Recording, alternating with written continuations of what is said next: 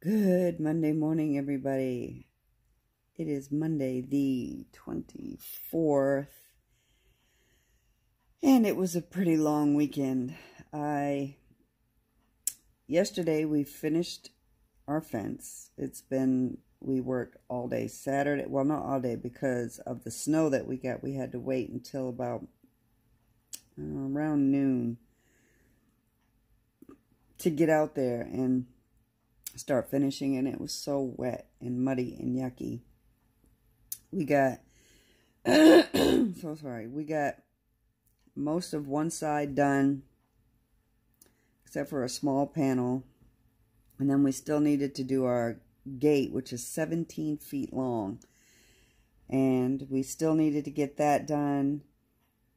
And yesterday we finished the one small panel, but we ended up taking quite a bit of the day yesterday to get this gate finished because it's a sliding gate, and it was difficult to say the best. We got about 3/4 of the way done paneling it, and we had a bit of a mishap. And I don't know if any of you guys follow my Instagram or follow my Facebook, but we completed the majority of the fence without any mishaps whatsoever or safety issue. Not so much yesterday.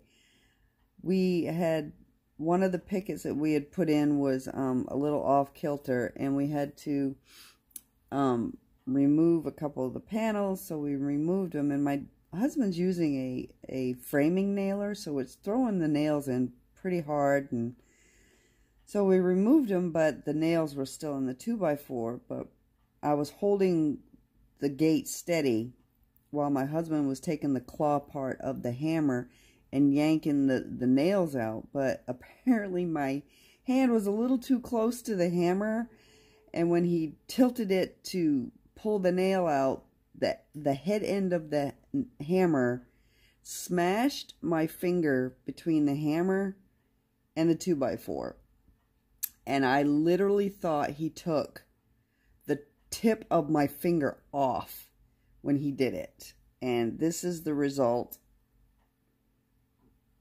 And luckily I had gloves on, because I think it would have been far worse if I didn't have gloves on. Now, I fully expect the fingernail to turn black. But I'm going to tell you what, this thing is so swollen. Look how deep it is. That's a hell of a contusion right there, you guys. So I took about 1,600 milligrams of Motrin yesterday because it was throbbing so badly. So that's slow progress, but he managed to finish it. I really need to turn my notifications off. He managed to finish it. After about 2 hours, the throbbing subsided a little bit. I had it on ice, and I could help finish what I could using one hand. We finished it, needless to say. Thank goodness, because this is the third weekend that we've worked on this fence. So, stress was quite high yesterday after that happened, and I didn't get on the scale after this weekend, because we busted butt this weekend, and I knew once I stressed my body doing all of that, that water retention was a thing. But I'm going to attach to this the stuffed peppers that I did on Saturday. It's a short video, and I threw it together quickly because we needed to get outside, and I realized after I had mixed the meat that whoops, I was going to film this. So I grabbed my phone real quick and I recorded what I could, the rest of it, not mixing the meat, but stuffing the actual peppers, baking them, and then the final product. So I'll go ahead and attach that to this. You guys, it's going to be a short video. I am also going to do a blood glucose and ketone reading with one of the Premier Proteins shakes, and I'll add that, or I'll throw that video together, and you'll see that probably about midweek. I have the grandbaby tomorrow and Wednesday, so we'll see what happens with that. But Have a fantastic day, you guys. Enjoy the thrown together cooking video that I did. They were delicious, by the way. They were so good, and I will be making them again. They were amazing. So, all right, guys, have a fantastic day and enjoy the video. Okay, guys, I totally forgot that I was going to record this. So, just to let you know, I have 2 green peppers that I've cut in half and pulled all the stuff out of them. The hubby and I are getting ready to go outside and work on the fence.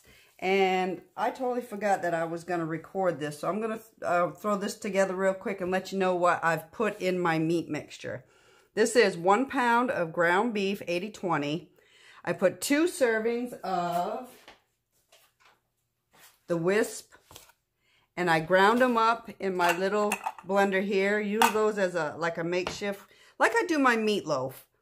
I added some Italian seasoning, oregano, garlic, the minced onion or the chopped onion, the ones that are dried. I use these, about 2 tablespoons.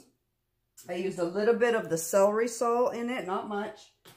Powdered garlic powder, a little bit of Lowry seasoning, 2 eggs, and about a half a cup of the homemade marinara.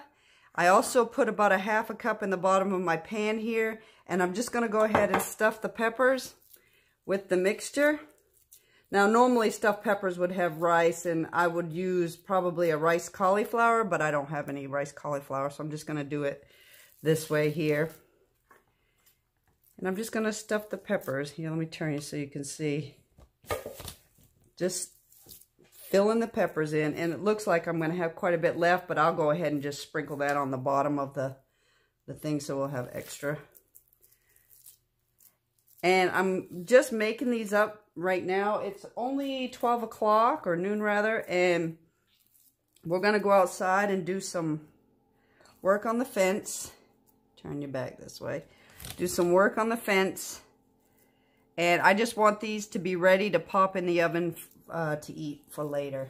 So I'm going to take what's left, and I'm just going to sprinkle it around the bottom so it will cook. I'll cover these and cook them for about, well, until I think the peppers are nice and soft. And then probably top it with a little bit of mozzarella cheese. Sprinkle maybe a little bit of Parmesan and mozzarella cheese on the top. And just put them back in the oven until the cheese is nice, melty, and bubbly. And before I put the cheese and stuff on, I'll put a little bit more of the marinara on the top, then the cheese. You get it. I'll show you the finished product, but for right now, you guys, we're getting ready to go outside and finish up our fence. Okay, guys, I'll see you in a bit. Okay, everybody. These have been in the oven about 30 minutes. I'm going to go, I got a half a cup of the marinara here. Put a little bit on that one, a little bit on that one, a little bit on that one. So a half a cup went pretty far for 4 of those. Now I have some of this home-style Parmesan cheese. I'm going to sprinkle a little bit on the top of each one of them.